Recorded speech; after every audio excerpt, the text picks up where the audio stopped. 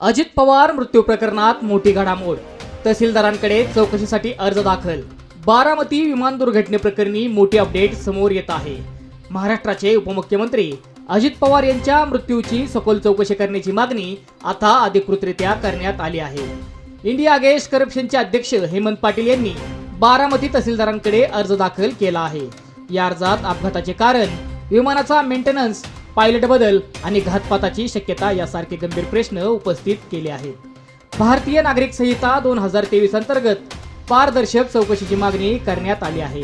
आता प्रशासन काय निर्णय घेणार याकडे सर्वांचे लक्ष लागले आहे. आज मी बारामती तहसीलदार यांच्याकडे एक तक्रार दाखल केलेली आहे.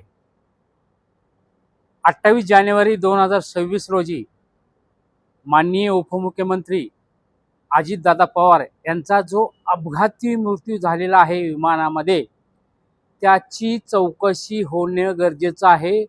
परंतु तशी चौकशी अजून झाली नाही. त्यानंतर आम्ही आमच्या कार्यकर्त्यांनी एक GR हुडकून काढला. त्या GR मध्ये असं लिहिलेलं आहे, तो GR आहे 10 फेब्रुवारी 2026चा.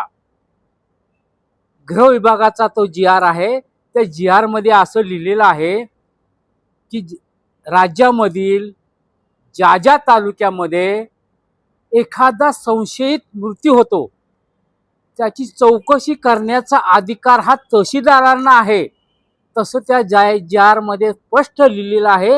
आणि तशी तक्रार मी आज बारामती तहसीलदारांच्याकडे केलेली आहे की अजितदादा पवार यांचा जो विमानाचा अपघात नसून तो घातपात झालेला आहे, त्याची चौकशी कसून करणं हे आपलं काम आहे, ते आपलं कर्तव्य आहे, ते आपण करावं. यासाठी मी आज तक्रार दाखल केलेली आहे. काय प्रमुख मागण्या केल्या?